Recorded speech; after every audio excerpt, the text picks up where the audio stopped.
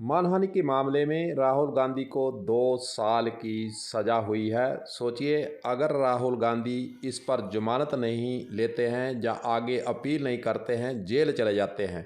तो देश के अंदर क्या क्या परिवर्तन, क्या हालात हो सकते हैं, इसका जिक्र हम वीडियो के अंदर करेंगे।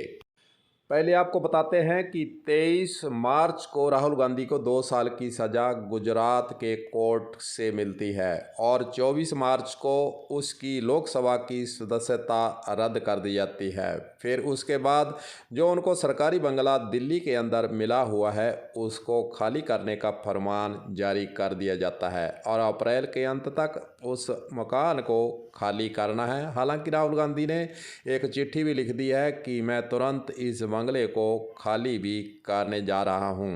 वैसे देश का इतिहास देखें, पुराना इतिहास अगर हम पलट कर देखें तो जब इंदिरा गांधी ने जयप्रकाश नारायण को जेल भेजा तो उसकी लहर बाद में ऐसी बनी कि इंदिरा गांधी को सरकार से हाथ धोना पड़ा और वे हार गई। मुरारजी देसाई के कार्यकाल का इतिहास देखें तो उन्होंने इंदिरा गांधी को जेल भेजा और उसके बाद इंदिरा गांधी यानी कांग्रेस पार्टी देश के अंदर बड़ी लहर के रूप में जीत कर सामने आई। इस प्रकार का इतिहास अगर देखते हैं, इसीलिए देश के अंदर एक चर्चा छिड़ी है कि अगर राहुल गांधी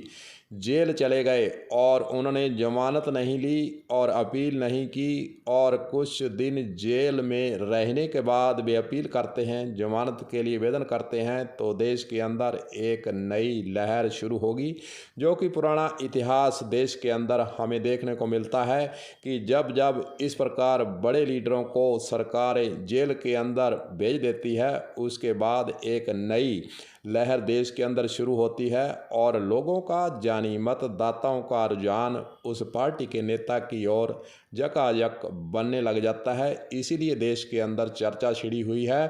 कि अगर राहुल गांधी जेल चले गए, उसके बाद देश के अंदर एक नया परिवर्तन हो सकता है, ऐसा लोग चर्चा अब कर रहे हैं।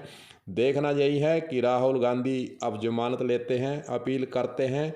या फिर जेल में जाना वे पसंद करते हैं, यह तो आगे देखने वाली बात होगी। लेकिन देश का इतिहास यही रहा है कि बड़े नेताओं को इस प्रकार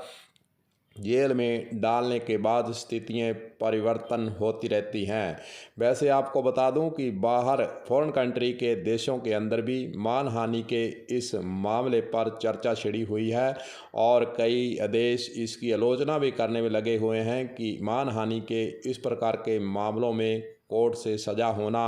और जिनने यह शिकायत की है उनकी तरफ से बीच में शिकायत को वापस लेना, फिर दोबारा जब अडानी का मामला देश के अंदर पार्टी उठाने लगी, उसके बाद फिर हाई कोर्ट में एप्लीकेशन देना, फिर मामले को खुलवाना, फिर गुजरात के एक न्यायालय से